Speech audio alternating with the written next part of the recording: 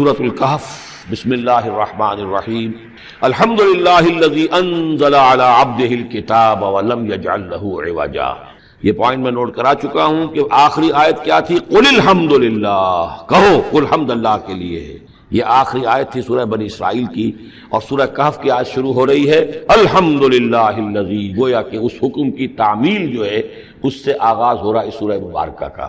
اس کو میں نے کہا تھا یہ انٹر لاکڈ ہیں دونوں صورتیں جو ہیں، جیسے آتا ہے تورات میں کہ حضرت یعقوب اپنے بھائی عیسو کی ایڑیاں پکڑے ہوئے تولد ہوئے، یہ جڑواں پیدا ہوئے تو دو بھائی عیسو اور یعقوب۔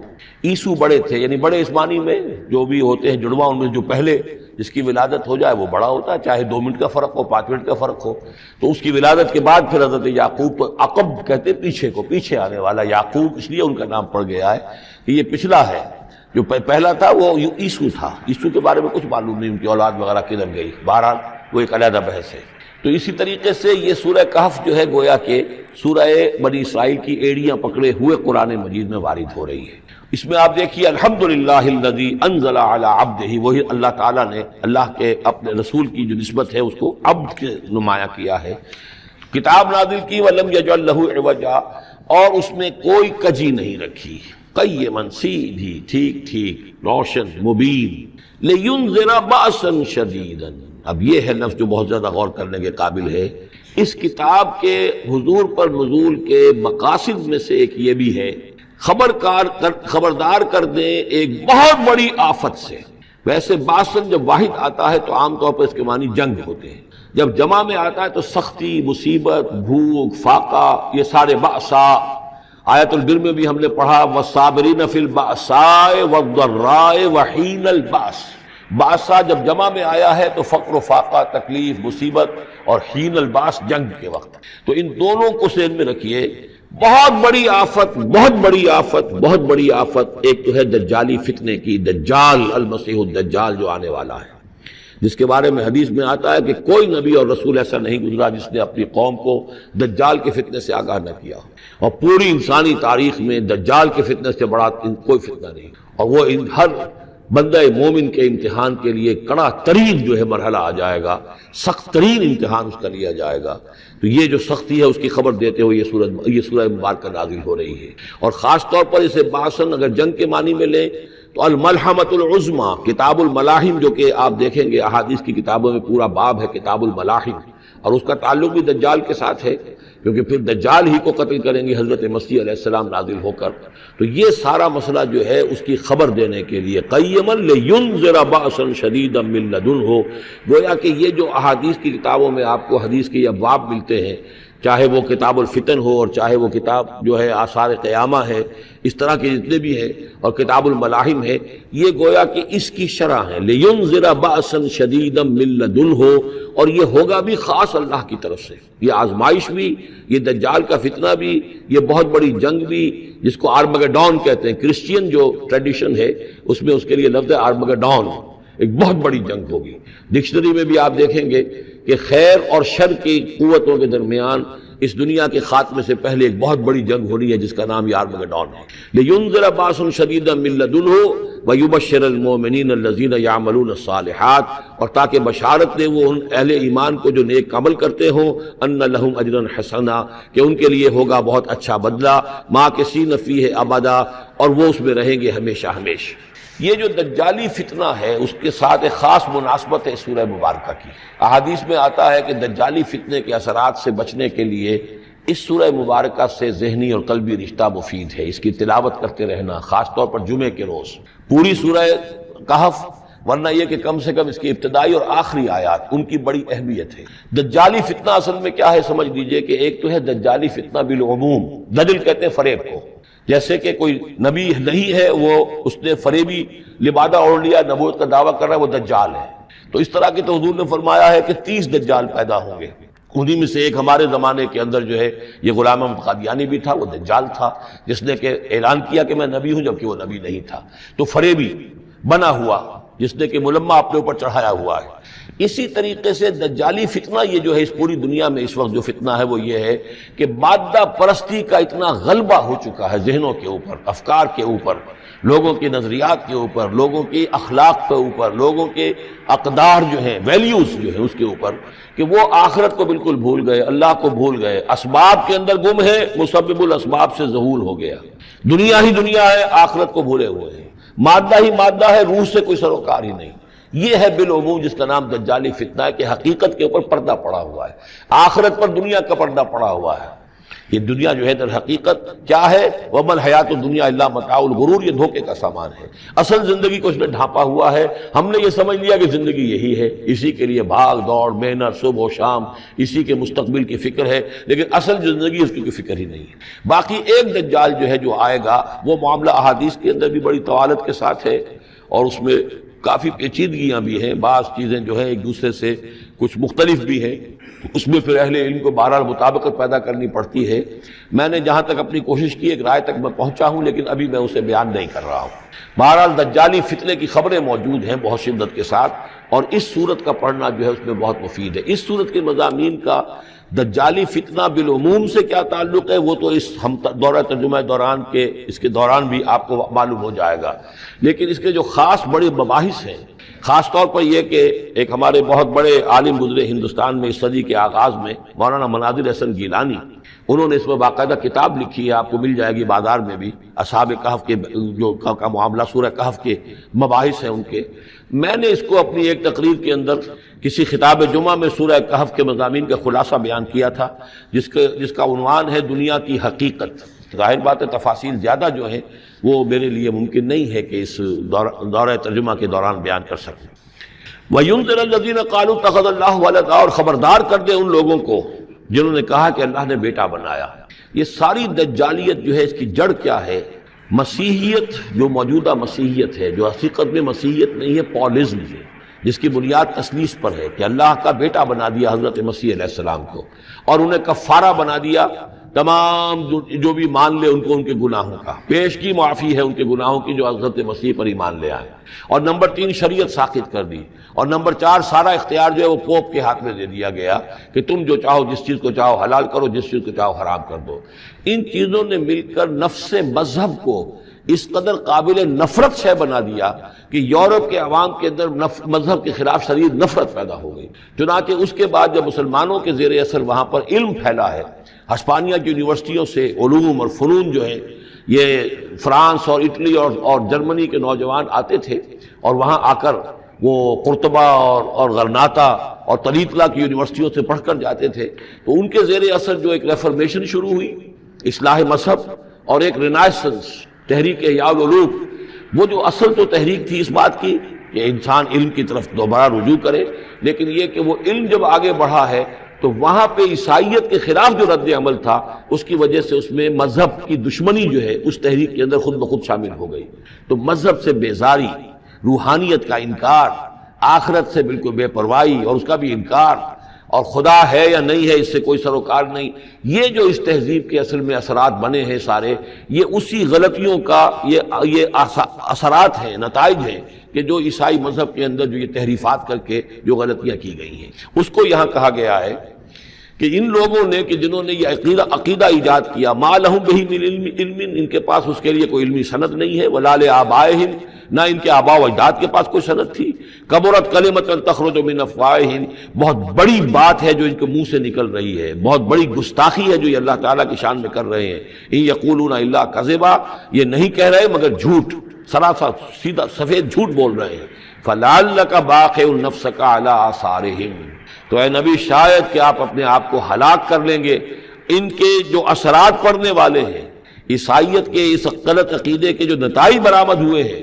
جب یہ نتائج ظاہر ہوں گے تو وہ اتنے سنگین ہوں گے، فلعلک باخع نفسک، کہ ان کے احساس سے اور ان کے ادراک سے شاید کہ آپ اپنے صدمے سے اپنے آپ کو ہلاک کر لیں، ان لم یؤمنوا بہذا الحدیث اسفا، اگر یہ لوگ اس حدیث پر، اس قرآن پر، یہ بات جو بتائی جا رہی اس پر ایمان نہ لائے، اس پر ایمان نہ لائے، اپنے اس غلط عقیدے پر قائم رہے، اس غلط مذہب کو انہوں نے برقرار رکھا، تو اس کا جو رد عمل ہوگا نوع انسانی پر، اور اس سے تاریخ انسانی اور انسانی ثقافت جس غلط رخ پر پڑے گی، جو دجالیت کا فتنہ اسے جنم لے گا، ان تمام چیزوں کے اثرات سے شاید آپ کو اتنا صدمہ ہو کہ فَلَعَلَّكَ بَاخِعٌ نَفْسَكَ عَلَىٰ آثَارِهِمْ إِن لَّمْ يُؤْمِنُوا بِهَٰذَا الْحَدِيثِ أَسَفًا إِنَّا جَعَلْنَا مَا عَلَى الْأَرْضِ زِينَةً لَّهَا، ہم نے زمین کے اوپر جو کچھ ہے اسے اس کا گہنا بنا دیا ہے، بناؤ سنگھار بنا دیا ہے، زینت بنا دیا ہے۔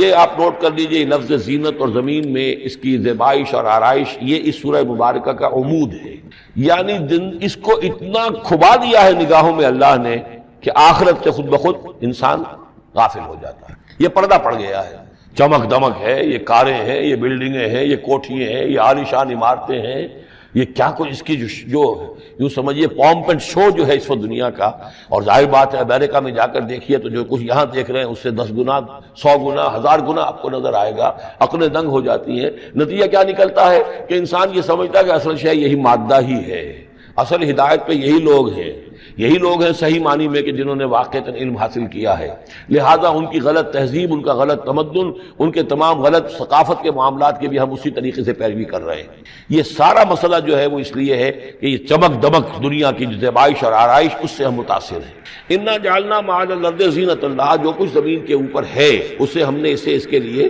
بناؤ سنگھار بنا دیا، لنبلوہم، تاکہ ہم آزمائیں ان کو، ایہم احسن عملا، کون ہے ان میں سے اچھے عمل کرنے والا۔ یعنی اب یوں دیکھیے وہ شعر جو ایک ہے، اگرچہ ذرا تھوڑا سا شان باری تعالیٰ کے اعتبار سے تو شاید اتنا مناسب نہ ہو، لیکن یہ کہ مفہوم کو ادا کرتا ہے کہ رخ روشن کے آگے شمع رکھ کر وہ یہ کہتے ہیں ادھر آتا ہے دیکھیں یا ادھر پروانہ جاتا ہے۔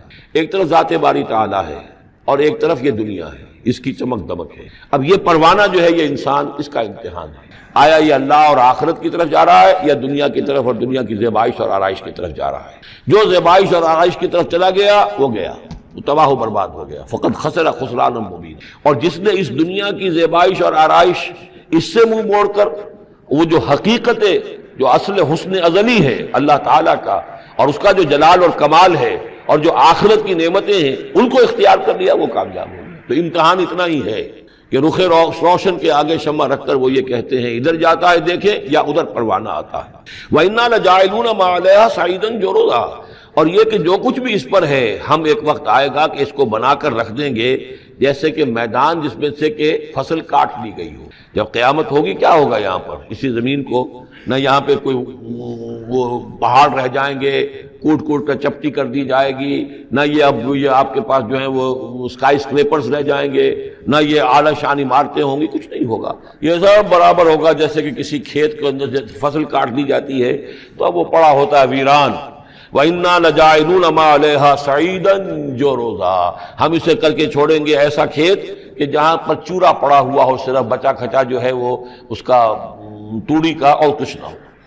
ام حسبت ان اصحاب الکہف والرقیم کانوا من آیاتنا عجبا، اب یہاں سے اصحاب کہف کی بات شروع ہو رہی ہے، کیونکہ پوچھوایا تھا یہودیوں نے اصحاب کہف کون تھے۔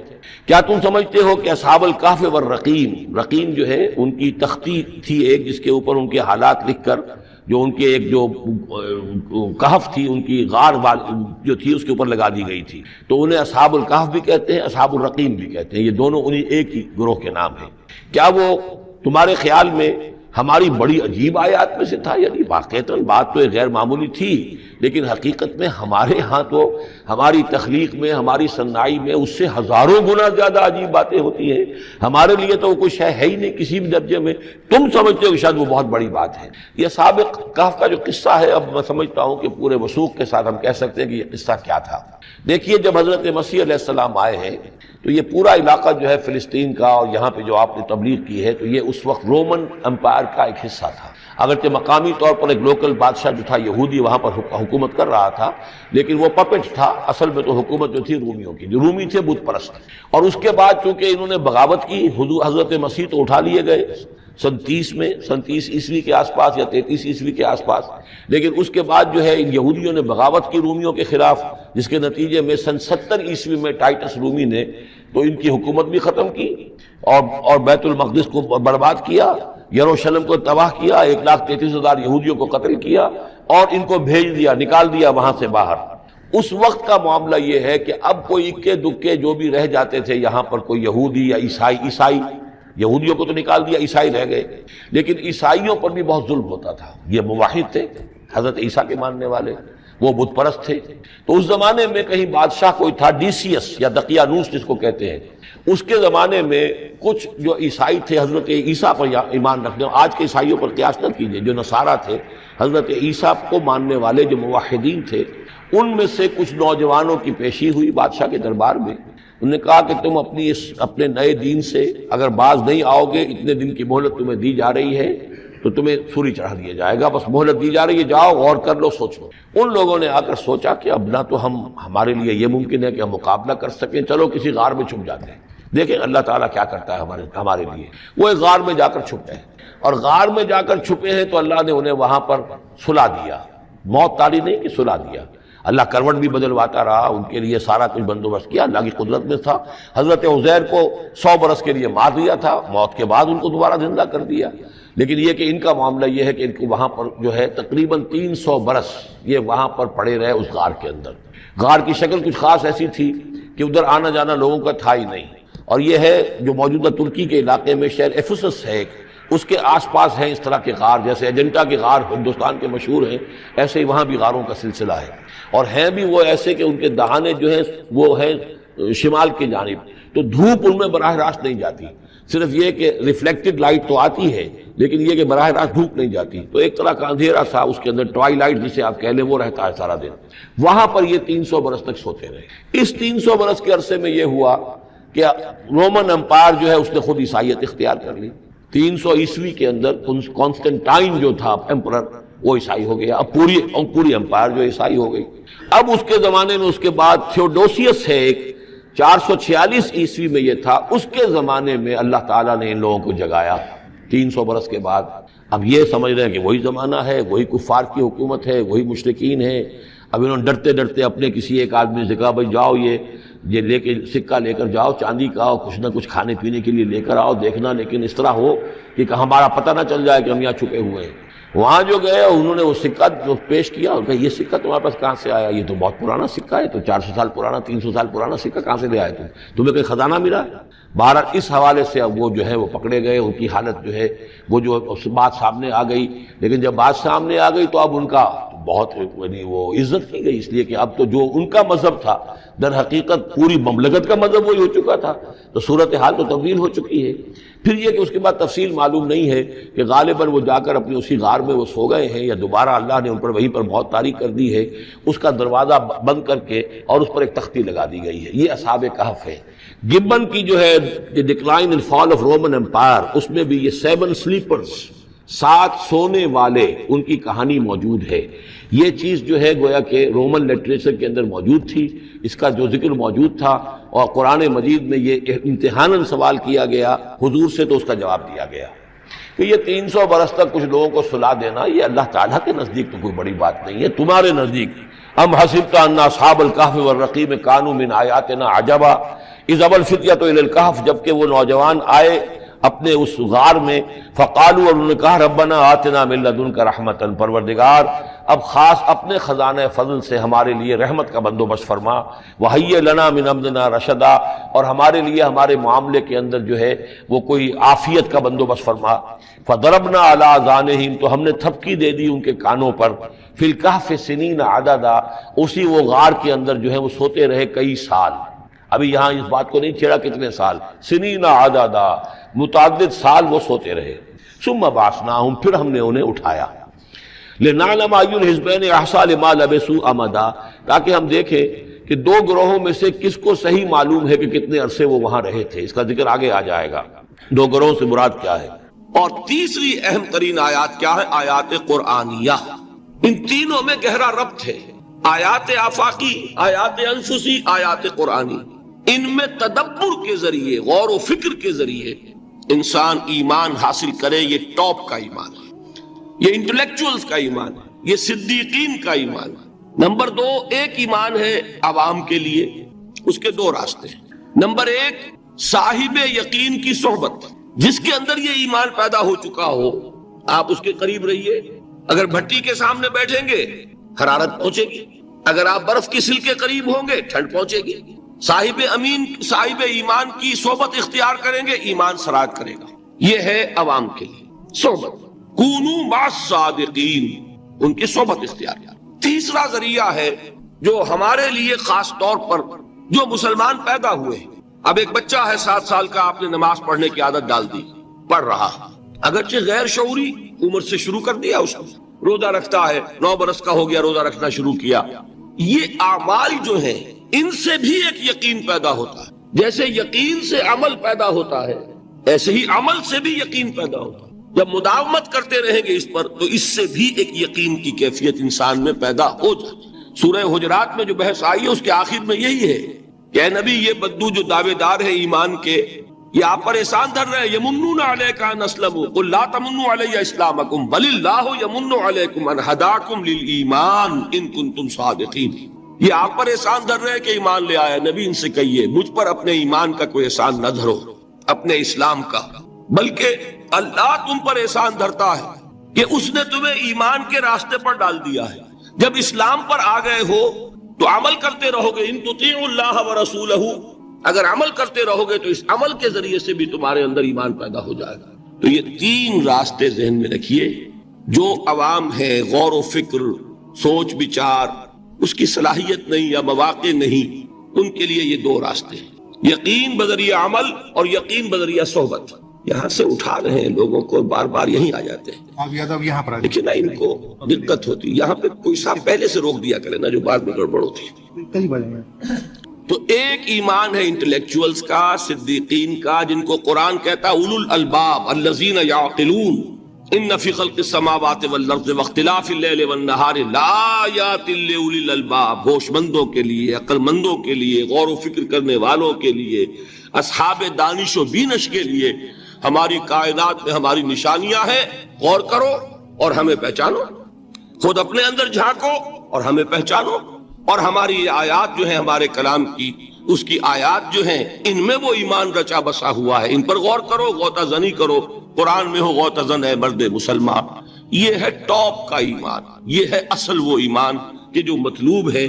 اب باقی حضرات جو ہیں ان کے قریب رہیں گے، ایمان حاصل کر لیں گے، اور جو اعمال اللہ نے بتائے ہیں ان پر عمل کرتے رہیں گے، ایمان حاصل۔ اب دوسری بات کی طرف آئیے، نفاق سے کیسے بچا جائے، اس کے لیے بھی 3 عمل ہیں۔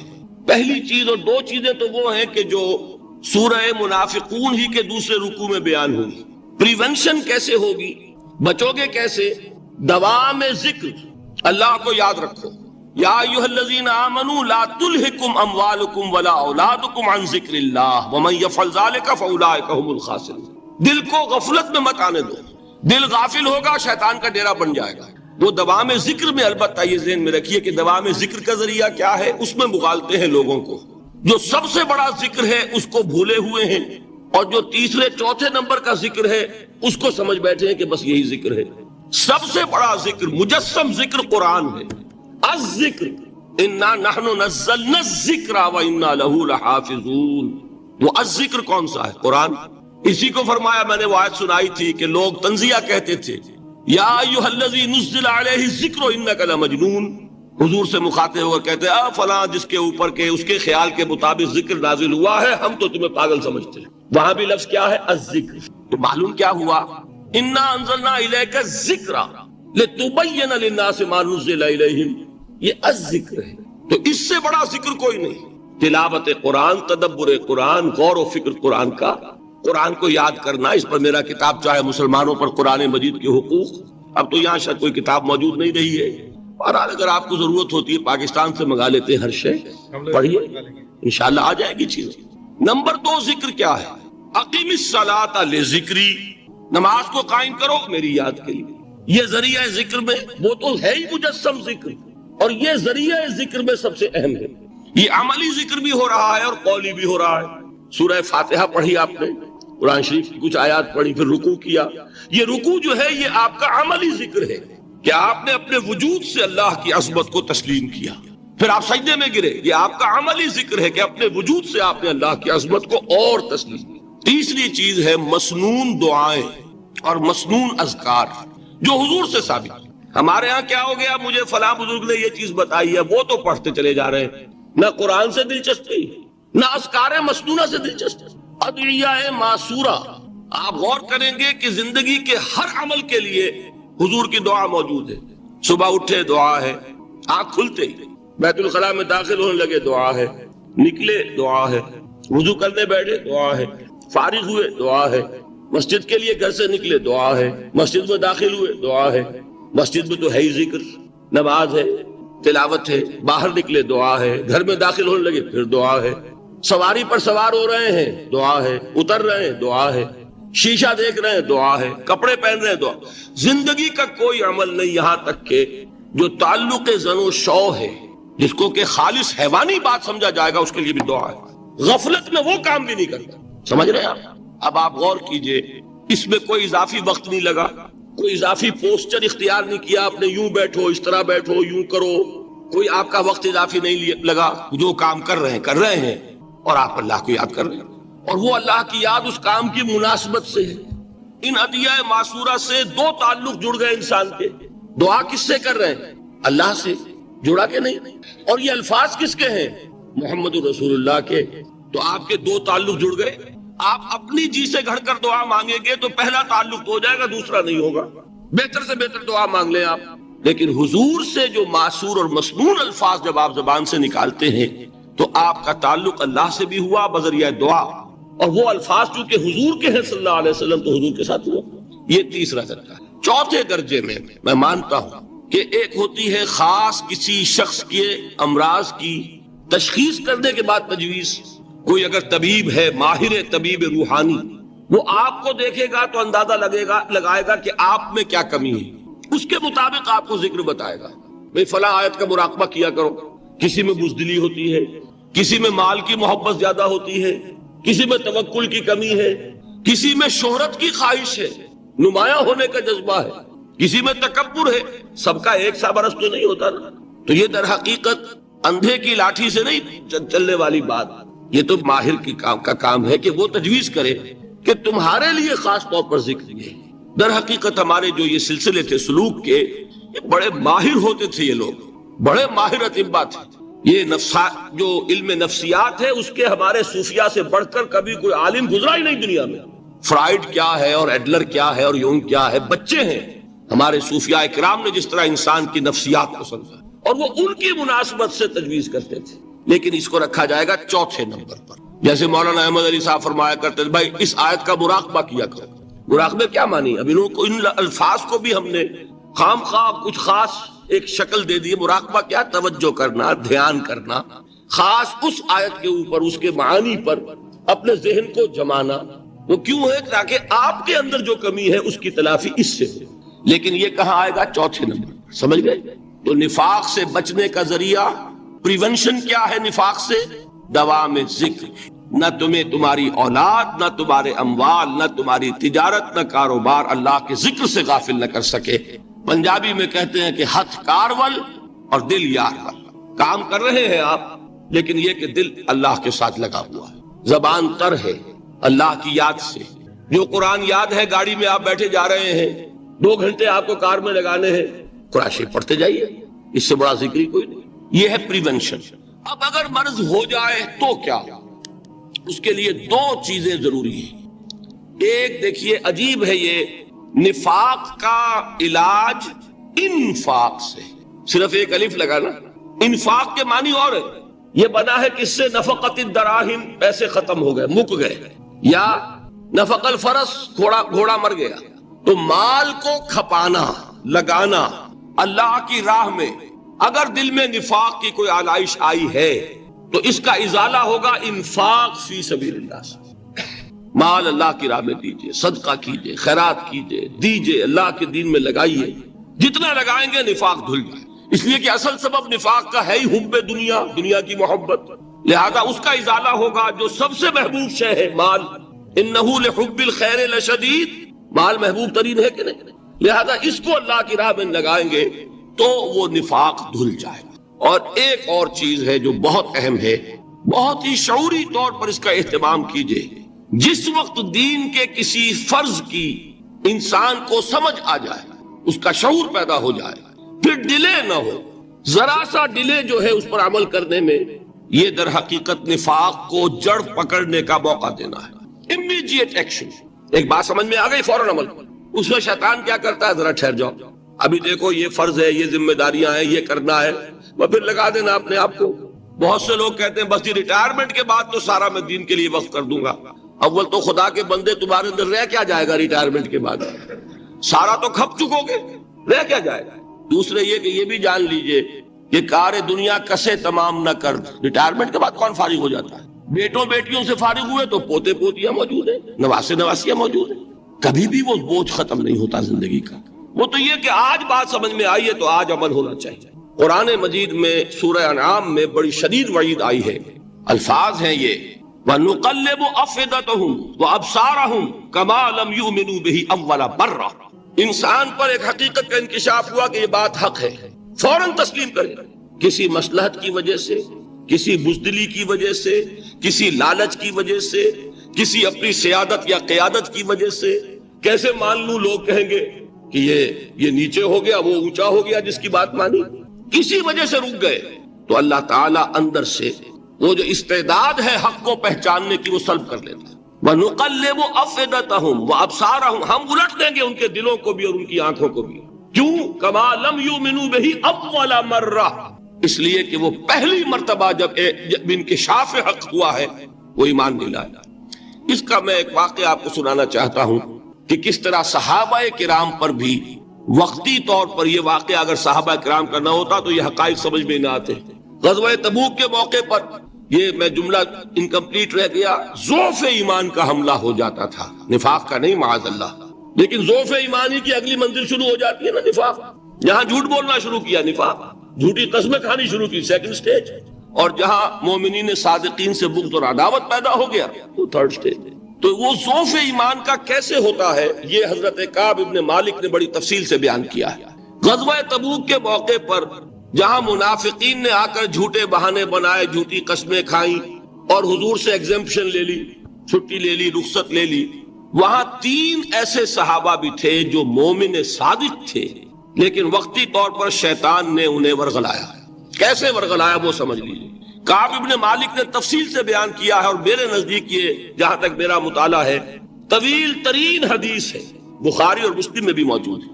حضور جب واپس آئے ہیں اور اب آپ نے ایک ایک کو بلایا. جن لوگوں نے تو پہلے جھوٹی قسمیں کھا لی تھی ان کو تو بلانے کی ضرورت نہیں تھی، لیکن کچھ لوگ ایسے بھی تھے کہ جنہوں نے ایگزمپشن بھی نہیں لی تھی اور گئے بھی نہیں تھے. اب ان کو آپ نے ایک ایک کر کے پیشی ہوئی. آپ کیوں نہیں گئے تھے؟ تو اب جو منافقین تھے ان میں سے انہوں نے اس موقع پہ جھوٹی قسمیں کھا لی. خدا کی قسم حضور ہم تو بالکل تیار تھے، پوری میں نے تیاری بھی کر لی تھی، پورا ارادہ تھا، یہ وقتی طور پر یہ مصیبت مجھ پر آ پڑی. جس نے قسم کھائی انہوں نے کہا اچھا ٹھیک ہے جائیے. کعب ابن مالک کی باری آئی تو ان کے الفاظ اپنے یہ کہ جب میں پیش ہوا تو حضور کے چہرے مبارک پر ایک غصے والی مسکراہٹ تھی. زہر خند کہتے ہیں، ایک مسکراہٹ ہے لیکن غصے کے ساتھ، غضبناک. آپ فرمائیے آپ کیوں نہیں گئے؟ حضرت کعب یہ فرماتے ہیں کہ میں نے عرض کیا کہ حضور زبان میرے پاس بھی ہے، جھوٹ میں بھی بول سکتا ہوں، لیکن جھوٹ بول کر میں اس وقت آپ کی ناراضگی سے تو بچ جاؤں گا لیکن اللہ کے پکڑ سے نہیں بچ سکوں گا. میں اعتراف کرتا ہوں کہ جتنا صحت مند میں اس زمانے میں تھا کبھی نہیں تھا، جتنا فارغ البال اس وقت تھا کہ میرے پاس ساز و سامان موجود تھا راستے کے لیے، اتنا میں کبھی نہیں تھا. لیکن ہوا کیا؟ ہوا یہ کہ مجھے میرے نفس نے، شیطان نے پٹی پڑھائی. وہ پٹی کیا پڑھائی کہ حضور تو 30,000 کے لشکر کے ساتھ چلیں گے تو لشکر تو سلولی موو کرے گا نا، تمہارے پاس بڑی تکڑی، بڑی توانا صحت مند اونٹنی ہے، تم ذرا 2 دن بعد چلنا تیزی کے ساتھ اور حضور سے مل جانا. بس یہ تاخیر کارواں. تو انہیں خیال آیا کہ ابھی 2 دن گھر کی ٹھنڈی چھاؤں ہے، میں یہاں پہ جو آرام ہے وہ کر لوں. مجھے جگر کا شعر یاد آیا ہے کہ تپتی راہیں مجھ کو پکاریں، دامن پکڑے چھاؤں گھنیری. ایک طرف فرض کی پکار ہے، اس میں تو ظاہر بات ہے کہ وہ تپتی راہیں ہیں. لا تنفروا فی الحر سنا چکا ہوں آیت. یہاں گھر میں نخلستان میں کھجوروں کی چھاؤں میں اہل و عیال میں یہ ٹھنڈی چھاؤں جو ہے یہ پکڑ رہی ہے. بھائی 2 دن ٹھہر کے چلے جانا، ٹھیک ہے، کوئی نیت میں خرابی نہیں نا. اس کے بعد پھر جب ابھی 2 دن اور ٹھہر جاؤ، یہ تو بڑا لمبا سفر ہے، ذرا تیز اور دوڑ لینا. تو فرماتے ہیں کہ حضور میں اسی طریقے سے تاخیر و تعویق میں پڑا رہا، یہاں تک کہ ایک روز اچانک مجھ پر یہ چیز منکشف ہوئی کہ تو میں چاہے کتنا بھی تیز چل لوں میں آپ سے نہیں مل سکتا، میرے اعصاب ڈھیلے ہو گئے، اس طرح میں محروم رہ گیا۔ حضور نے بائیکاٹ کا حکم دیا صحابہ کو، 3 صحابہ تھے ایسے، 2 اور تھے جنہوں نے اسی طریقے سے اعتراف کیا۔ حضور نے حکم دے دیا کوئی ان سے گفتگو نہ کرے، سوشل بائیکاٹ، بڑی سخت سزا تھی جو دی گئی ہے، اس کی بڑی تفاصیل ہے، اللہ تعالیٰ شوق دے تو وہ حدیث پوری پڑھی ہے، میں نے تو 2 جمعوں میں ایک مرتبہ صرف اس ایک حدیث کو بیان کیا تھا، شاید کہیں کیسٹس ہوں میرے ہاں، ہمارے نمبر کوئی مجھے یاد نہیں ہے، لیکن یہ بڑی عجیب حدیث ہے۔ لیکن اس میں جو اصل سبق ہے وہ کیا ہے؟ اس طریقے سے شیطان لے تو لال، تاخیر، تعویق، ابھی کیا جلدی ہے، ذرا اس کام سے فارغ ہو لو، ذرا پھر ترافی کر لینا، ذرا زیادہ زور سے کام کر لینا، یہ وہ چیز ہے کہ جو وہ تو خیر صحابی تھے بچ گئے، اگر وہاں جھوٹی قسم بھی کھا دیتے تو گئے تھے۔ یہ تو اتنا ہی ہے نا، مردی و نامردی قدم فاصلہ دارت، اس میں تو یہی ہے کہ ذرا ایک جھوٹی قسم کھا دیتے، جھوٹے بہانہ بنا دیتے تو اب ضعف ایمان نہ رہتا، وہ نفاق کی سرحد شروع ہو جاتی۔ وہ اللہ تعالیٰ نے ان کو بچایا، لیکن یہ کہ ہم کیسے بچیں گے اگر ہم نے یہ روش اختیار کی؟ لہذا 3 کام، دوام ذکر نمبر 1، اس کی میں شرح کر چکا ہوں، 4 اذکار یاد کر لیجئے گا ان کو، ورنہ کیا فائدہ۔ نمبر 2، انفاق فی سبیل اللہ، نفاق کا علاج انفاق۔ نمبر 3، یہ عادت اپنے اندر پیدا کیجئے شعوری طور پر کہ جب ایک حقیقت واضح ہو جائے فوراً اعتراف کہ ہاں بھائی بات ٹھیک ہے آپ نے، جب ایک فرض کا احساس ہو جائے فوراً اس کی ادائیگی کے لیے آغاز۔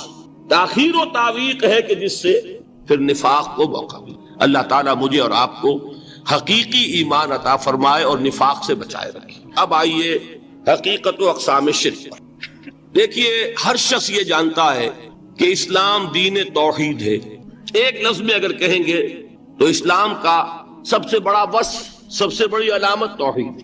وہ جو اقبال نے کہا کہ توحید کی امانت سینوں میں ہے ہمارے، آسان نہیں مٹانا نام و نشاں ہمارا، تو توحید ہے۔ توحید کی ضد ہے شرک، ٹھیک؟ اس سے میں ایک نتیجہ نکالتا ہوں، کوئی مسلمان جان بوجھ کر مشرک نہیں ہو سکتا، یہ میرا نتیجہ ہے، جان بوجھ کر مشرک نہیں ہو سکتا۔ وہ شرک میں مبتلا ہوگا تو ناسمجھی میں ہوگا، نادانی میں ہوگا، وہ اسے شرک نہیں سمجھے گا۔ یہ ممکن نہیں ہے کہ کوئی مسلمان ہو، گیا سے گیا مسلمان، گزرا سے گزرا مسلمان، گھٹیا سے گھٹیا مسلمان، لیکن وہ شرک کو شرک سمجھتے ہوئے اس پہ آلودہ ہوتا کیا سمجھ میں نہیں آتا کہ شرک۔ تو ضرورت بہت ہے کہ ہم یہ پہچانے کہ یہ شرک ہے کیا۔ دوسری بات یہ جان لیجئے، ہمارے دین میں ناقابل عفو جرم کون سا ہے؟ شرک۔ 2 مرتبہ بیان فرمایا گیا سورہ نساء میں صرف، ان اللہ لا یغفر ان یشرک بہ ویغفر ما دون ذلک لمن یشاء، اللہ تعالیٰ اسے تو ہرگز نہیں بخشے گا کہ اس کے ساتھ شرک کیا جائے، ہاں اس سے کم تر جس کو چاہے گا معاف فرما دے گا۔ نوٹ کر لیجئے، اس کی بھی اندر بھی اوپن لائسنس نہیں ہے کہ بقیہ سارے گناہ لازماً معاف کر دے گا، یہ نہیں ہے، اس سے تو آپ میں جرت پیدا ہو جائے گی باقی سب کیے جاؤ، یہ نہیں، جس کو چاہے گا بخش دے گا، لیکن امید ضرور دلا دی کہ شرک سے کم تر کوئی گناہ ہو تو اس کی بخشش کی بغیر توبہ کے اللہ تعالیٰ نے امید دلائی۔ توبہ سے تو شرک بھی معاف ہو جائے گا، اس سے مراد کیا ہے؟ بغیر توبہ کے۔ اللہ تعالیٰ نے فرمایا کہ اور گناہوں کے بارے میں تو امید کی جا سکتی ہے لیکن شرک کے بارے میں ہرگز نہیں۔ اہمیت واضح ہو گئی مزید۔ نمبر 3، اس شرک کی ہماگیریت کا عالم یہ ہے کہ سورہ یوسف کی آیہ مبارکہ ہے وَمَا يُؤْمِنُ أَكْثَرُهُمْ بِاللَّهِ إِلَّا وَهُمْ مُشْرِكُونَ، انسانوں کی اکثریت کا حال یہ ہے کہ وہ اللہ پر ایمان نہیں رکھتے مگر کسی نہ کسی قسم کے شرک کے ساتھ۔ یہ یونیورسلٹی ہے اس کی کہ اللہ کو بھی مان رہے ہیں لیکن کسی نوع کا شرک جو ہے وہ بھی لگا رکھا۔ وَمَا يُؤْمِنُ أَكْثَرُهُمْ بِاللَّهِ، انسانوں کی اکثریت کا حال یہ ہے کہ وہ ایمان نہیں رکھتے اللہ پر، الا وہم مشرکون، مگر یہ کہ کوئی نہ کوئی شرک بھی کرتے ہیں۔ چوتھی بات یہ سمجھیے کہ شرک ہر دور میں بھیس بدل کر آتا ہے۔ یہ ضروری نہیں ہے کہ شرک کی جو قسمیں آج سے 200 برس پہلے تھی صرف وہی آج بھی رہے، ہو سکتا ہے کہ بالکل نئی شکلیں اس شرک نے اختیار کری۔ اس سے کیا نتیجہ نکلا کہ اگر اجتہادی بصیرت نہیں ہوگی تو ہو سکتا ہے کہ ایک شخص انا اعطیناک الکوثر فصل لربک وانحر ان شانئک هو الابتر، اے نبی ہم نے آپ کو خیر کثیر عطا کیا، اس خیر کثیر میں یوں تو یہ کہ حوض کوثر وہ بھی اسی میں شامل ہے، لیکن یہ کہ اس پر آپ کو 25-30 قول مل جائیں گے۔ قرآن سب سے بڑا خیر کثیر ہے، بہت بڑا خیر کثیر۔ حکمت، وَمَن يُؤْتَ الْحِكْمَةَ فَقَدْ أُوتِيَ خَيْرًا كَثِيرًا، جس کو حکمت اور دانائی دے دی گئی اس کو تو خیر کثیر دے دیا گیا۔ تو ہم نے آپ کو وہ سب کچھ عطا کر دیا ہے اور محتاط کے ساتھ عطا کر دیا ہے، جو انسان کی انسانیت کے لیے، اس کے لیے یوں سمجھیے کہ ترہ امتیاز بن سکتا ہے۔ فَصَلِّ لِرَبِّكَ وَانْحَرْ، پس اپنے رب کے لیے نماز پڑھا کیجئے اور نحر کیجئے، اونٹ قربان کیا کیجئے۔ یہ گویا کہ عید الاضحیٰ کا نقشہ آ گیا۔ فَصَلِّ لِرَبِّكَ، پہلے ہم نماز پڑھتے ہیں دوگانا عید الاضحیٰ، اور پھر جا کر ہم قربانی کرتے ہیں۔ وَانْحَرْ إِنَّ شَانِئَكَ هُوَ الْأَبْتَرُ، یقیناً آپ کا دشمن ہی ہے کہ جو دم کٹا ہو جائے گا۔ اس کا پس منظر یہ ہے کہ جب حضور کے ایک صاحبزادے بچپنی میں فوت ہو گئے تو کچھ جو کفار تھے مکے کے، انہوں نے بڑی خوشیاں منائی کہ ایک ہی بیٹا تھا، باقی تو ان کی بیٹیاں ہیں۔ آپ کو معلوم ہے کہ 4 بیٹیاں تھیں حضور کی صلی اللہ علیہ وسلم، لیکن یہ کہ بیٹا جو تھا وہ ایک ہی تھا، وہ اللہ نے اٹھا لیا۔ تو بڑے خوشیاں منائی گئیں کہ یہ تو اب دم کٹا جیسے ہوتا ہے، جس کا کوئی پیچھے نام نہ رہ جائے۔ بیٹیوں سے تو نام چلتا نہیں، نام تو چلتا ہے بیٹوں سے، تو اب ان کا تو کوئی تذکرہ ہی نہیں رہے گا۔ کوئی بات نہیں، جب تک یہ ہے آگے کوئی نام لینے والا نہیں۔ تو فرمایا کہ نہیں، ان کو تو کروڑوں بیٹے اللہ عطا کرے گا، کروڑوں اربوں بیٹے عطا کرے گا۔ ہاں اے نبی، آپ کا دشمن ضرور ہے کہ جس کا نام لیوا کوئی نہیں۔ پابندی، اس کے قوانین، قواعد و ضوابط کا پورا لحاظ رکھتے ہوئے یہ ہے فَصَلِّ لِرَبِّكَ، اپنے رب کے لیے نماز پڑھیے، وَانْحَرْ، اور اونٹ جو ہے نہر کیجئے، اللہ کی راہ میں قربانی کرتے رہیے۔ اس دونوں الفاظ کو جوڑ کر ایک نتیجہ نکالا ہے بعض حضرات نے کہ اس سے مراد خاص طور پر بقرعید کی نماز اور اس کے بعد جو نہر کیا جاتا ہے، آ کر قربانی دی جاتی ہے، تو یہ اس سے مراد ہے۔ لیکن یہ بھی میں سمجھتا ہوں کہ صرف ایک ذوقی سی بات ہے، ورنہ جو پس منظر ہے بالکل ابتدائی زمانے کی یہ صورتیں ہیں۔ اس وقت نہ بقرعید تھی، البتہ یہ چیزیں موجود تھیں، نماز آپ کو دے دی گئی اسی وقت، اور ظاہر بات ہے کہ جب تک آپ مکے میں رہے یقیناً آپ ہر سال حج کرتے رہے۔ کیسے ممکن ہے کہ آپ حج نہ کرتے؟ جب اسی کعبے کا طواف کر رہے تھے جس میں 360 بت تھے، وہیں کھڑے ہو کر نماز پڑھتے تھے اور سجدہ کرتے تھے جہاں دائیں بائیں بت رکھے تھے، تو حج کے معاملے میں تو ایسی کوئی شے تھی بھی نہیں۔ مینا میں جانا ہے، عرفات میں جانا ہے، مزدلفہ میں، یا جو بھی ان کا باقی رہ گیا تھا، تو ہر سال آپ حج بھی کرتے ہوں گے، اور یقیناً بہت سے اونٹ آپ قربان بھی کرتے ہوں گے۔ آپ نے حجۃ الوداع میں 100 اونٹ نہر کیے ہیں، جن میں سے 63 اپنے دستے مبارک سے نہر فرمایا، اور بقیہ 37 حضرت علی نے آپ کی طرف سے 100 اونٹ۔ تو اس سے اندازہ کیجئے کہ جو ابتدائی دور ہے، یہ صورتیں جب نازل ہو رہی ہیں، اس وقت تو حضور کی جو ہے مالی حالت بھی بہت اچھی تھی۔ حضرت خدیجہ متمول ترین خاتون عرب کی، وہ آپ کے حوالہ عقل میں تھی، اس اعتبار سے یقیناً اس وقت بھی آپ نہر کرتے ہوں گے۔ اور نہر جیسا کہ میں بیان کر چکا ہوں، اس دور میں غریبوں کو کھانا کھلانا، گوشت کا بانٹ دینا، وہ یہ در حقیقت ان کے ہاں سخاوت کا سب سے بڑا مظہر تھا۔ فَصَلِّ لِرَبِّكَ وَانْحَرْ، تو اے نبی آپ کو شکرانے میں وہ سارا خیر کثیر جو آپ کو عطا ہوا ہے، اسی لیے دیکھیے وہ نماز تہجد جب آپ پڑھتے تھے اور اتنی طویل رکعتیں پڑھتے تھے کہ آپ کے پاؤں متورم ہو جاتے تھے، تو لوگوں نے کہا حضور آپ اپنے اوپر اتنا تشدد کیوں کر رہے ہیں؟ آپ پہ تو اول تو کوئی گناہ ہے نہیں، کوئی آپ کے مقام کے اعتبار سے اگر کسی شے کو کہا جائے کہ کوئی فروگزاشت ہے تو اللہ تعالیٰ اس کی بھی معافی کا اعلان کر چکا، تو پھر آپ کیوں مشقت جھیلتے ہیں؟ تو جواب آپ کا کیا تھا؟ افلا اکون عبدا شکورا، تو کیا میں اپنے رب کا ایک شکر گزار بندہ نہ بنوں؟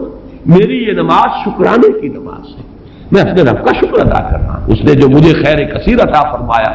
اب جس درجے کا وہ خیر کثیر ہے اسی درجے کا شکر مجھے اپنی امکانی حد تک ادا کرنا ہے۔ تو فَصَلِّ لِرَبِّكَ وَانْحَرْ یہاں شکرانے کے طور پر ہے، اِنَّا أَعْطَيْنَاكَ الْكَوْثَرَ فَصَلِّ لِرَبِّكَ وَانْحَرْ إِنَّ شَانِئَكَ هُوَ الْأَبْتَرُ، یقیناً جو آپ کا دشمن ہے وہی ابتر ہے۔ اس ابتر کے لفظ کی مجھے وضاحت کرنی ہوگی۔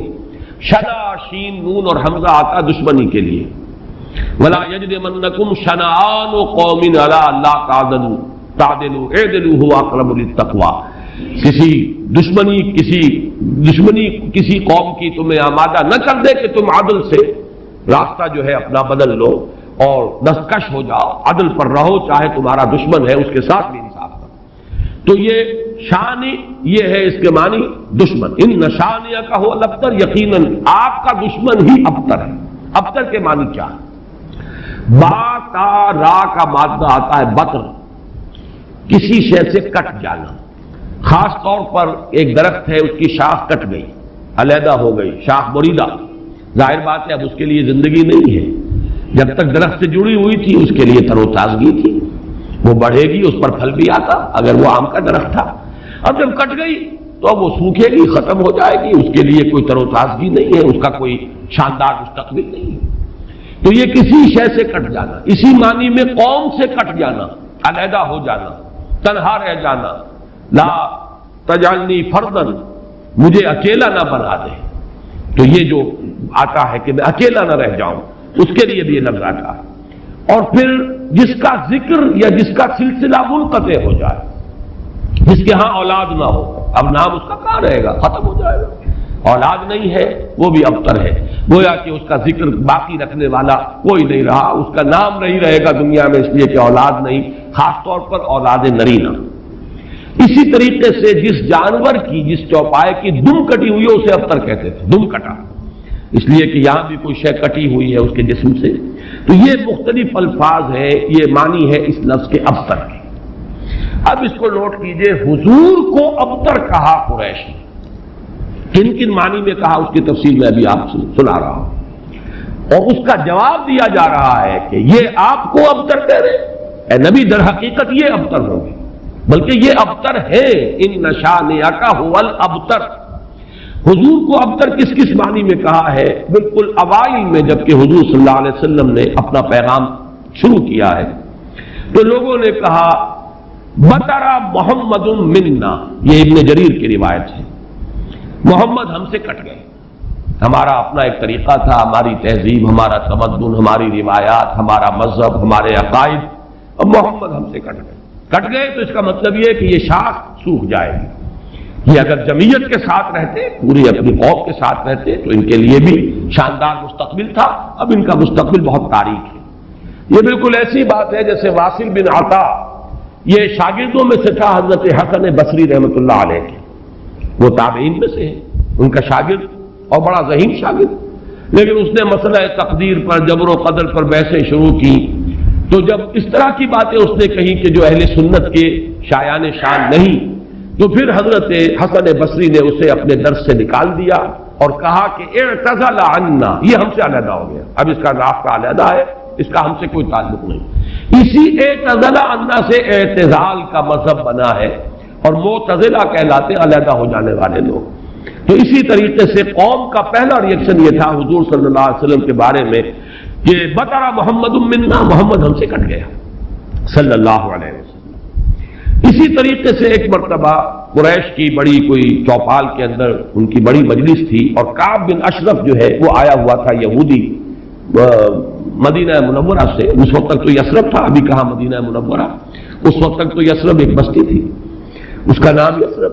وہ تو حضور ہجرت فرما کر گئے تو پھر وہ مدینۃ النبی اور المدینۃ المنورہ بنا ہے. تو وہاں لوگوں نے کہا، حضور کا ذکر کیا، اس نے پوچھا ہوگا کہ سنا ہے آپ کے ہاں کوئی ہے جس نے نبوت کا دعویٰ کیا ہے. تو الفاظ نقل کیے ہیں بزار نے حضرت ابن عباس رضی اللہ تعالی عنہما سے، الا تری الی ھذا الصبی المنبتر، دیکھتے نہیں ذرا تم، الا تری، یہ وہی ارایت الذی، یہ ان کے ہاں تعجب کی بات ہوتی تھی، ذرا دیکھو تو، تعجب بھی تحقیر بھی، یہ ہمارا ایک بچہ ہے. اب دیکھیے بچہ کہہ رہے ہیں، حضور اس وقت 42-43 سال کے ہوں گے، لیکن یہ انداز حقارت ہے، یہ تحقیر.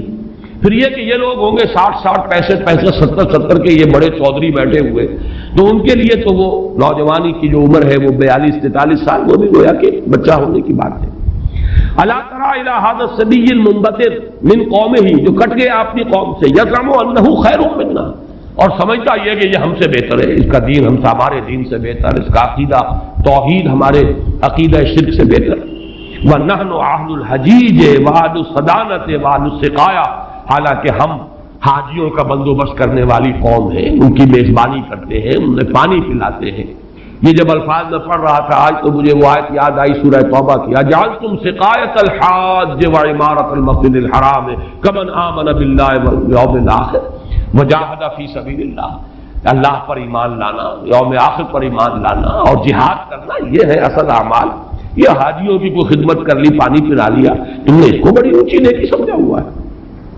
تو یہ بھی منبتر اس شخص کو کہیں گے جو کٹ گیا اپنی قوم سے۔ سب سے زیادہ تلخ انداز میں جو بات کہی گئی حضور کے بارے میں، اور ابتر کا لفظ آپ کے بارے میں استعمال ہوا، اور یہ سمجھیے کہ یہ بھی دنات اور پستی کی انتہا تھی۔ حضور کے دوسرے صاحبزادے حضرت عبداللہ کا جب انتقال ہوا، یہ ذرا نافلۃ لک کے درجے میں نوٹ کر لیجئے کہ حضور کی صاحبزادیاں اور آپ کو 2 بیٹے، 4 بیٹیاں اللہ نے حضرت خدیجہ کے بطن سے عطا فرمائے۔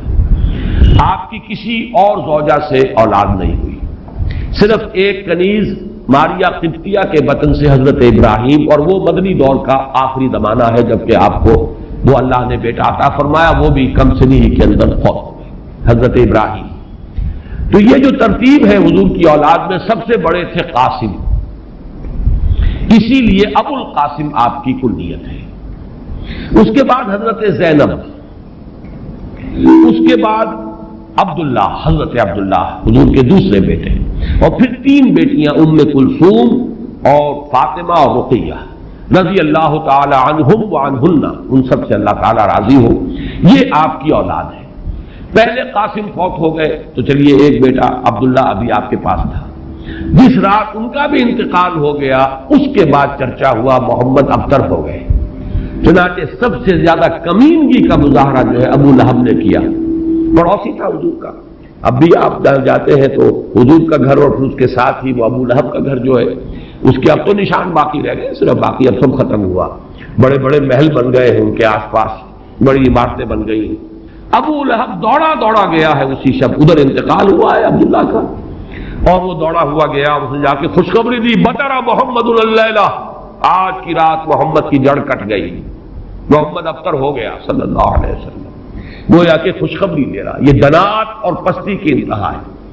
اس کو نوٹ کر لیجئے کہ اب آگے چل کر سورۃ اللہب اب دور نہیں رہی ہے، شاید اگلے ہی درس میں ہم 3 صورتیں پڑھیں گے، سورہ کافرون، سورہ لہب اور سورۃ النصر۔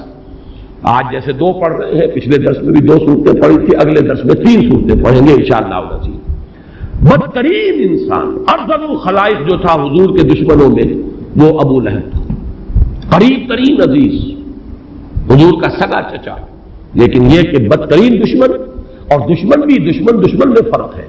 خدا 5 انگوش یکساں نہ کر، نہ ہر زن استو، نہ ہر مرد، خدا 5 انگوش یکساں نہ کر۔ آپ کے موافقین اور مومنین بھی برابر نہیں تھے، کہاں حضرت ابو بکر رضی اللہ تعالی عنہ، کہاں اس دور کے کوئی عام صاحب، پھر آپ کے دشمن بھی برابر نہیں تھے۔ تو بدترین دشمن یہ ابو لہب ہے، اور اندازہ کیجئے اس کی دنات کا کہ بطر محمد اللیلہ، آج کی رات محمد کی جڑ کٹ گئی، ابتر ہو گئے محمد، معاذ اللہ۔ یہی لفظ کہے تھے پھر عاص ابن وائل سہمی، جو آپ کے دشمنوں میں سے، مخالفین میں سے بہت بڑا چودھری تھا، ان محمد ابتر، اب تو محمد ابتر ہو گئے، ان کی جڑ کٹ گئی۔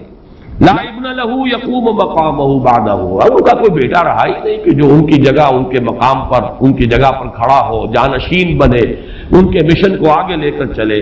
فَإِذَا مَاتَ انقطع ذِكْرَهُ، جب محمد اب فوت ہو جائیں گے تو ان کا ذکر بھی منقطع ہو جائے گا۔ یہ وہ ابتر کا مفہوم جس کا کہ تقابل ہم کریں گے، اِنَّا وَرَفَعْنَا لَكَ ذِكْرَكَ، وہ کہہ رہے تھے کہ ذکر منقطع ہو جائے گا، اور سورۃ الانشراح میں اللہ کی طرف سے نوید آئی، وَرَفَعْنَا لَكَ ذِكْرَكَ، ہم نے تو آپ کا ذکر بہت بلند کر دیا۔ تو یہ ہے اِنَّ شَانِئَكَ هُوَ الْأَبْتَرُ، اے نبی آپ ابتر نہیں ہوں گے، آپ کو تو ہم نے خیر کثیر عطا فرمایا، آپ کا ذکر بلند کیا، آپ کی مانوی اولاد، آپ کی امت، کتنے بڑے بڑے اولیاء اللہ، صوفیاء، اہل اللہ، اتقیاء، صلحاء، مجددین، علماء، جن کے بارے میں علماء امتی کا انبیاء بنی اسرائیل، وہ سب آپ کی مانوی اولاد۔ پھر آپ کی صاحبزادی حضرت فاطمہ سے جو اولاد چلے گی، اس کا جو مقام و مرتبہ دنیا میں ہوگا، تو آپ ابتر نہیں ہیں معاذ اللہ۔ جیسے سورہ نون کے شروع میں فرمایا، نون والقلم وما یسطرون ما انت بنعمت ربک بمجنون، اور کچھ دنوں کے بعد دیکھ لیں گے کہ کون مجنون تھا، محمد مجنون تھے معاذ اللہ، یا ابو جہل مجنون تھا اور پاگل ہو گیا تھا، اس کی مت ماری گئی تھی۔ فَسَتَنظُرُ وَيَنظُرُونَ بِأَيِّكُمُ الْمَفْتُونُ، یہ میں بھول رہا ہوں آیت، آپ بھی دیکھ لیں گے اور یہ بھی دیکھ لیں گے کہ کون تھا جو کہ بچل گیا تھا اور جس کی مت ماری گئی تھی۔ اسی طرح یہاں فرمایا ان شانئک ھو الابتر۔ درس تو مکمل ہوا، اب ذرا بعض زمینیں ہیں ان کو چونکہ آئندہ کے درس سے بھی تعلق ہے، اور جیسے میں نے مولانا فراہی رحمۃ اللہ علیہ کے بارے میں اپنے پچھلے درس میں کچھ عرض کیا تھا کہ اگرچہ ان کا بہت اونچا مقام ہے میری نگاہ میں، لیکن وہ سائنٹیفک ریشنلزم سر سید کی صحبت کی وجہ سے اور ان کے زیر اثر آنے کی وجہ سے کسی نہ کسی درجے میں متاثر ہو گئے تھے، جو سورہ فیل میں انہوں نے تمام جو مفسرین اور تمام معصور جو تفسیر ہے ان کو چھوڑ کر ایک علیحدہ رائے اختیار کی۔ اسی طرح چند باتیں آج میں عرض کرنا چاہتا ہوں۔ ایک تو یہ جو صورتیں اس وقت ہم پڑھ رہے ہیں، ان میں سے تقریباً تمام صورتوں کے بارے میں مکی اور مدنی ہونے کا اختلاف موجود ہے، حالانکہ اکثر و بیشتر کے نزدیک اجماع امت اور اجماع مفسرین کے نزدیک یہ ساری صورتیں جو ابھی تک ہم نے پڑھی ہیں یہ مکی ہے، لیکن مدنی کی روایات بھی موجود ہیں۔ خاص طور پر اس سورہ مبارکہ کے بارے میں تو ایک ایسی روایت ہے جو مسلم شریف میں بھی ہے، مسند احمد میں بھی ہے، سنن ابی داؤد میں بھی ہے، سنن نسائی میں بھی ہے، اور حضرت انس رضی اللہ تعالی عنہ سے مروی ہے۔ حضرت انس حضور کے خادم خاص رہے مدنی دور میں۔ اب ظاہر بات ہے وہ واقعہ بیان کر رہے ہیں۔ وہ کہتے ہیں کہ ایک روز حضور ہمارے مابین تشریف فرما تھے اور کچھ گفتگو ہو رہی تھی، اچانک کچھ آپ کو ایک خاص اونگ کی سی کیفیت آپ پر طاری ہوئی، یعنی آپ نے آنکھیں بند کی اور اس کے بعد آپ نے آنکھیں کھولی تو آپ کے چہرے پر مسکراہٹ تھی، تبسم تھا۔ آپ نے پوچھا کس بات پر؟ آپ نے فرمایا کہ مجھ پر سورت نازل ہوئی ہے، اور پھر بسم اللہ پڑھ کر آپ نے انا اعطیناک الکوثر فصل لربک وانحر ان شانئک ھو الابتر یہ سورہ مبارکہ سنائی۔ اب یہ روایت اتنی قوی ہے کہ اس کی بنا پر کچھ حضرات کی رائے ہے، اکرمہ اور مجاہد اور قتادہ، اور اس کو امام مسلم نے بھی تسلیم کیا، اور الاتقان میں امام سیوطی نے بھی اسے مدنی صورت قرار دیا، جبکہ حضرت ابن مردویہ سے یہ مروی ہے کہ ابن عباس، عائشہ اور ابن زبیر رضی اللہ تعالی عنہم یہ سب کے سب اسے مکی قرار دیتے ہیں، اور جمہور مفسرین نے اسے مکی قرار دیا ہے۔ میں نے خاص طور پر آج بات اس لیے بیان کی ہے کہ ان چھوٹی صورتوں کے بارے میں اکثر و بیشتر کے بارے میں اختلاف ہے، نمبر ایک۔ نمبر دو یہ کہ اصل میں اس میں جو تعویل ہو جاتی ہے، اور بہت سی صورتوں کے بارے میں کہا گیا یہ 2 دفعہ نازل ہوئی، سورہ اخلاص مکے میں بھی نازل ہوئی، مدینے میں بھی نازل ہوئی، فلاں سورت مکے میں بھی نازل ہوئی، مدینے میں بھی نازل ہوئی۔ یہ دو دفعہ کے نزول کا مطلب کیا ہے؟ ہوتا یہ تھا کہ قرآن مجید ظاہر بات ہے کہ اس طریقے سے مصحف کی شکل میں تو موجود تھا ہی نہیں، کسی کچھ صورتیں یاد ہیں، کسی کو کچھ صورتیں یاد ہیں، ابھی پورا قرآن نازل بھی نہیں ہوا۔ یہ تو یوں سمجھیے کہ مدنی کے دور کے بھی انتہا پر جا کر پورا قرآن بنے گا، تو وہ اتنا چرچا نہیں تھا لوگوں کے مابین۔ اور وہ صورتیں کہ جو مکی دور میں نازل ہوئی تھی، جب وہ حالات و واقعات ایسے ہوتے تھے مدنی دور میں بھی کہ جن پر ان صورتوں کے مضامین کا انطباق ہوتا تھا، تو حضور اس وقت جب پڑھتے تھے تو لوگ یہ سمجھتے تھے یہ ابھی نازل ہوئی، حالانکہ وہ اصل میں مکے کے دور میں نازل ہو چکی۔ لیکن یہ کہ جیسے کہ انطباق ایسا ہو جاتا ہے، وہ واقعہ بہت ہی مشہور ہے کہ سورہ آل عمران میں وہ آیت موجود ہے وما محمد الا رسول قد خلت من قبلہ الرسل افإن مات او قتل انقلبتم علی اعقابکم۔ لیکن جب حضور کا انتقال ہوا ہے اور حضرت عمر پر ایک جذباتی کیفیت طاری ہوئی اور تلوار کھینچ کر آپ بیٹھ گئے کہ جو کہے گا کہ محمد کا انتقال ہو گیا اس کی گردن اڑا دوں گا، پھر حضرت ابو بکر آئے، سیدھے گئے حجرہ عائشہ میں۔ حضرت عائشہ ان کی اپنی صاحبزادی ہے، وہاں تو کوئی حجاب نہیں، پردہ نہیں، حضور کا جسد مبارک وہاں تھا اور چادر پڑی ہوئی تھی اوپر، چادر ہٹائی، پیشانی مبارک پر بوسہ دیا۔ آپ نے وہاں الفاظ بھی کہے کہ اللہ آپ پر 2 موتیں جمع نہیں کہے گا، بس یہ موت تھی جو آ گئی، اب تو حیات ہی حیات اور حیات طیبہ ہے۔ باہر آ کر اب آپ نے خطبہ دیا، من کان یعبد محمدا فإن محمدا قد مات ومن کان یعبد اللہ فإن اللہ حی لا یموت۔ جو کوئی محمد کو پوجتا تھا وہ سن لے کہ محمد کا انتقال ہو گیا، اور جو کوئی پجاری تھا اللہ کا، پوجنے والا اللہ کو، وہ جان لے کہ اللہ تو زندہ ہے جس پر کبھی موت طاری نہیں ہوئی۔ پھر آیت پڑھی وما محمد الا رسول قد خلت من قبلہ الرسل۔ حضرت عمر فرماتے مجھے ایسے محسوس ہوا جیسے یہ آیت اسی وقت نازل ہوئی، یہ جو کیفیت ہوتی ہے کہ آیات کا جب مضامین کے اعتبار سے انطباق ہوتا تھا مدنی دور کے مختلف واقعات پر، تو صحابہ یہ سمجھ لیتے تھے بات کہ شاید یہ صورت ابھی نازل ہوئی ہے، حالانکہ وہ صورت مکی دور کی نازل شدہ صورتوں میں سے۔ یہ میں نے خاص طور پر آج یہ ضمیمہ اپنے درس کا اس لیے بیان کر دیا ہے کہ اگلے درس میں ایک بڑی اہم بحث آئے گی سورۃ النصر کے زمانہ نزول کے بارے میں۔ میری رائے چونکہ اس کے بارے میں نے کافی غور و خوض کیا ہے، اور جس رائے پر میرا دل ٹھکا ہے وہ عام جو تفاسیر میں رائے ہے اس سے مختلف ہے، اس لیے میں نے یہ پورا مضمون آج تمہیداً بیان کر دیا کہ خود اس سورہ مبارکہ کے بارے میں مسند احمد ابن حنبل، صحیح مسلم اور سنن ابی داؤد اور سنن نسائی کی روایت کے برعکس جمہور مفسرین نے ان کے نزدیک